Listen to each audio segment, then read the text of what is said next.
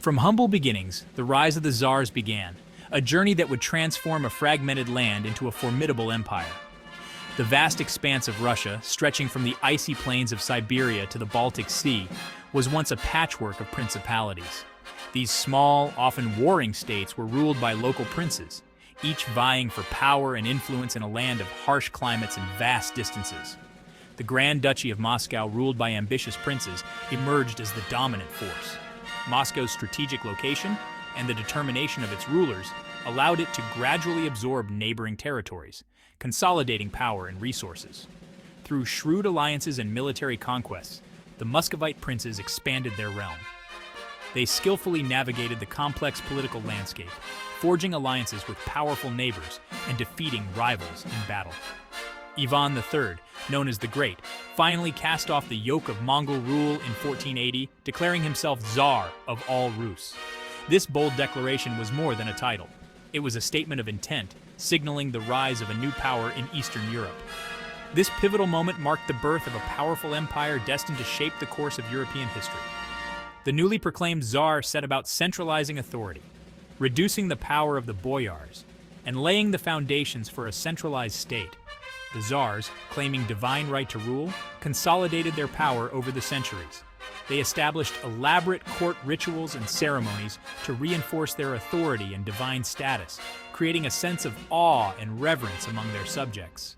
They expanded their territories, often through brutal campaigns, and centralized their control over the vast and diverse population. The Russian military, under the command of the Tsars, became a formidable force, conquering lands and subjugating peoples from the Baltic to the Pacific. The Orthodox Church, intertwined with the state, provided spiritual legitimacy to the Tsar's rule. The Church's support was crucial in unifying the diverse population under a common faith, reinforcing the Tsar's position as God's chosen ruler on earth. The Russian Empire, a vast landmass encompassing a multitude of ethnicities and cultures, was forged through conquest and autocratic rule.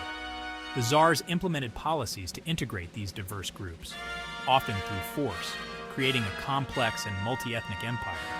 However, Russia remained largely isolated from the cultural and technological advancements sweeping through Western Europe. While the Renaissance and Enlightenment transformed Western societies, Russia's rigid social structure and autocratic rule stifled innovation and progress. This changed dramatically with the ascension of Peter the Great to the throne in 1682, ushering in an era of unprecedented transformation. Peter's ambitious reforms modernized the Russian state, military, and society, setting Russia on a new course of modernization and expansion. His efforts to westernize Russia brought new technologies, ideas, and cultural influences, forever altering the trajectory of the Russian Empire. Peter the Great, a towering figure in Russian history, recognized the need to modernize his empire. His vision was not just about adopting new technologies, but transforming the very fabric of Russian society. He embarked on a series of radical reforms, known as the Westernization of Russia, aimed at bridging the gap with the West. These reforms were comprehensive, touching every aspect of life from the military to the arts. Peter traveled extensively in Europe, immersing himself in its culture and technology. He visited shipyards, factories, and universities, learning from the best minds of the time. His travels were not just for leisure, but were a quest for knowledge and inspiration. He returned determined to transform Russia into a modern European power. His experiences abroad fueled his ambition to bring Russia out of its medieval past and into a new era of progress and enlightenment. Peter's reforms touched every aspect of Russian life. From the way people dressed to the way they thought, nothing was left unchanged. He introduced Western clothing, shaved the beards of his nobles, and even changed the calendar to align with European standards. He modernized the army and navy, introducing new technologies and tactics.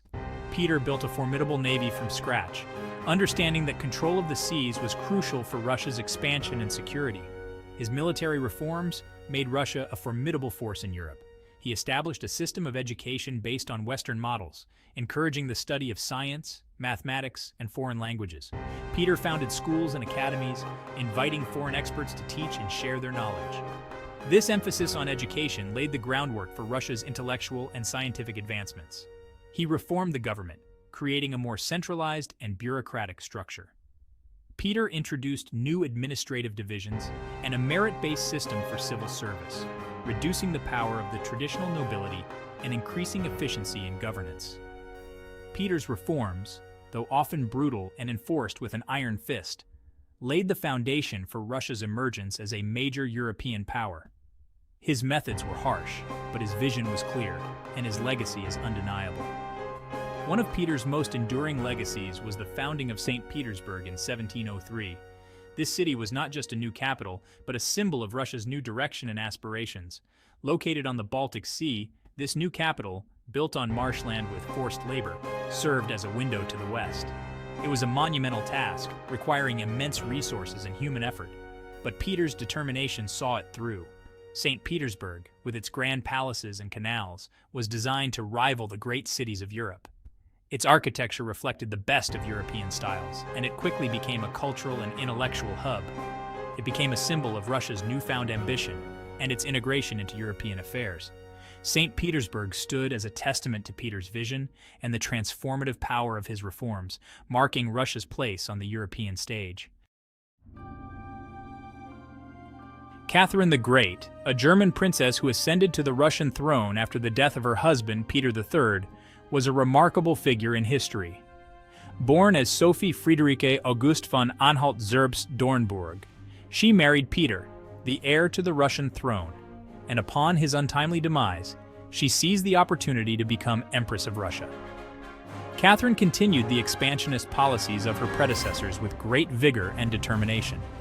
Her reign saw the Russian Empire grow significantly in size and influence as she pursued both military and diplomatic means to achieve her goals. Catherine, a shrewd diplomat and a ruthless ruler, is remembered as one of Russia's most successful monarchs. Her ability to navigate the complex political landscape of her time, both domestically and internationally, set her apart as a leader of exceptional skill and vision. Her reign marked a golden age for the Russian Empire, characterized by territorial expansion, cultural achievements, and continued efforts to modernize Russian society. Catherine was a patron of the arts, literature, and education, fostering an environment where culture and intellectual pursuits could flourish. Catherine's reign was marked by significant territorial gains. She expanded the empire's borders through a series of successful military campaigns and strategic alliances, solidifying Russia's position as a major European power. She successfully waged war against the Ottoman Empire, securing access to the Black Sea and Crimea, a strategic prize long coveted by Russia. This victory not only enhanced Russia's military prestige, but also provided crucial access to warm water ports, which were vital for trade and naval power.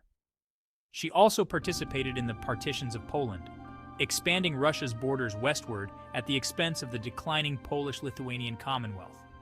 This move further extended Russian influence into Central Europe and demonstrated Catherine's strategic acumen in exploiting the weaknesses of neighboring states.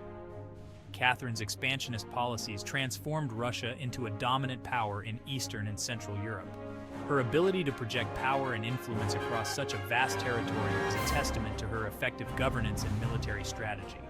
However, Catherine's reign was also marked by social unrest and peasant uprisings, most notably Pugachev's rebellion, a large-scale Cossack revolt that challenged her rule.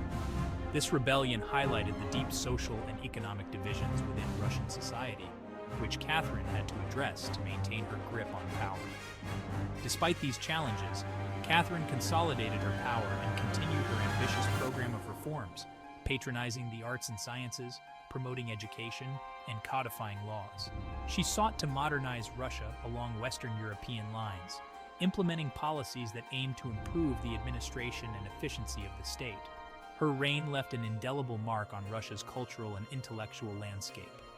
Catherine's support for the Enlightenment ideals and her efforts to bring European cultural and intellectual currents to Russia had a lasting impact, shaping the country's development for generations to come. Section 4. Napoleon's Nemesis, Russia's Rise to Power. The French Revolution and the rise of Napoleon Bonaparte sent shockwaves through all of Europe. Russia, initially an enemy of revolutionary France, later formed an uneasy alliance with Napoleon to counter the growing power of Austria and Great Britain. However, this alliance proved to be short-lived. Napoleon's ambition and his desire to dominate Europe ultimately led to a significant clash with Russia. In 1812, Napoleon led his Grande Armée, a massive force of over 600,000 men, into the heart of Russia. The invasion was a complete disaster for Napoleon. The Russian army, employing a scorched earth policy, retreated eastward, drawing the French deeper into the vast Russian interior. The harsh Russian winter, coupled with constant harassment by Russian troops and partisan fighters, decimated Napoleon's once mighty army. The invasion of Russia turned into a humiliating retreat for Napoleon, marking a crucial turning point in the Napoleonic Wars and establishing Russia as a leading power in Europe. Section 5. The Iron Tsar, Nicholas I, and the Grip of Autocracy. Nicholas I, who ascended to the throne in 1825 after the death of his brother Alexander I, inherited a vast empire facing both internal and external challenges. Nicholas, deeply conservative and suspicious of liberal ideas, responded to these challenges with a policy of repression and autocratic rule, earning him the moniker the Iron Tsar. Nicholas I's reign was marked by a tightening of censorship, the persecution of political dissidents, and the expansion of the secret police. He was determined to uphold autocracy and orthodoxy, the pillars of his regime, against the tide of liberalism and nationalism sweeping through Europe. Nicholas's repressive policies stifled dissent, but also sowed the seeds of future unrest.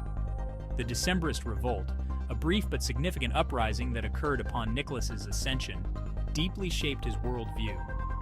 The revolt, staged by a group of liberal-minded army officers demanding political reform, was brutally suppressed by Nicholas.